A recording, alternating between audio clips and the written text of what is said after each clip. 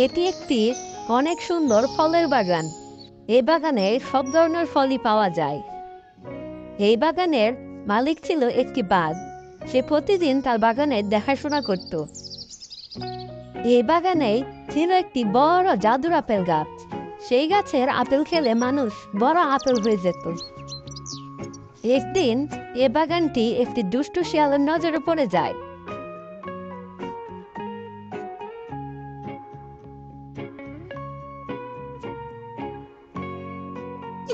আরে বাহ, বাঘের বাগানে তো দেখছি অনেক ফল। কি সুন্দর পাকা পাকা ফল! আমার দেখেই তো জিভে রস চলে আসছে। আমি একটি ভালো বুদ্ধি পেয়েছি। এই ফলগুলো আমি চুরি করে নিয়ে যাব এবং বাজারে বিক্রি করব। এটা বলে শিয়াল বাঘের বাগান থেকে ফল চুরি করে নিয়ে যায়। শিয়াল এবং তার বউ কিছু ফল সেখান থেকে খায় এবং বাকিগুলো বাজারে নিয়ে বিক্রি করে। এসো এসো সবাই এসো, টাটকা টাটকা ফল নিয়ে যাও, সবেমাত্র চুরি করে এনেছি। এরপর থেকে প্রতিদিন শিয়াল বাঘের বাগান থেকে ফল চুরি করে বাজারে নিয়ে বিক্রি করতে থাকে। একদিন শিয়াল বসে বসে গান গাচ্ছিল। তোকে রোদে বসিয়ে বেল বাজাবো, রোদে বসিয়ে বেল বাজাবো, তুই হেলান দিলি আমার কোণে, আই সজনী বসবি আমার হিরো সাইকেলে, আই সজনী বসবি আমার হিরো সাইকেলে। এখানে বসে বসে উল্টো পাল্টা গান গাওয়া হচ্ছে। তা আজকে চুরি করতে যেতে হবে না? দাঁড়া, আমি তোর উল্টো পাল্টা গান গাওয়া বের করছি। আমার ঝাঁটাটা কই রে? ওরে বাবারে, পালাও!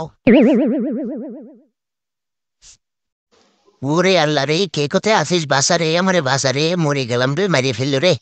শালা এটা বউ না অসুর রে, নিজের আপন বউ, সে আবার আমার পাঠাতে চুরি করতে। ওরে আল্লাহ, আমি যদি চুরি করতে যাই ধরা খাই আর লোকজন যদি আমার পিঠে মারে, তাইলে তো তুই বিধবা হবি।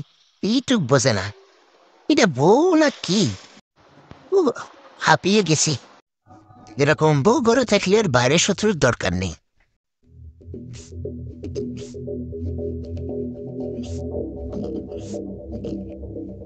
এই দিক থেকে তো বেশ কয়েকদিন ফল নিলাম। আজকে একটু বাগানের ওই দিকটায় গিয়ে দেখি, ওই দিকে মনে হয় অনেক ফল।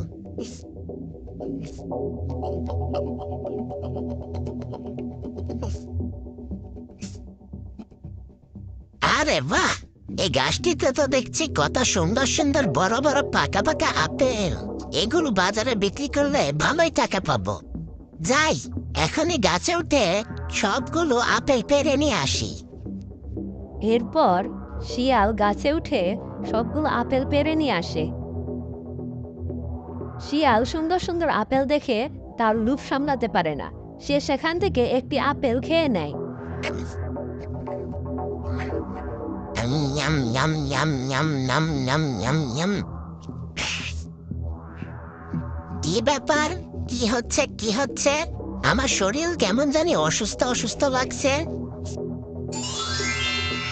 এই আপেল খাওয়ার সাথে সাথে সেই শিয়ালটি একটি আপেলে পরিণত হয় আর সে সেখানে বসেই কাঁদতে থাকে।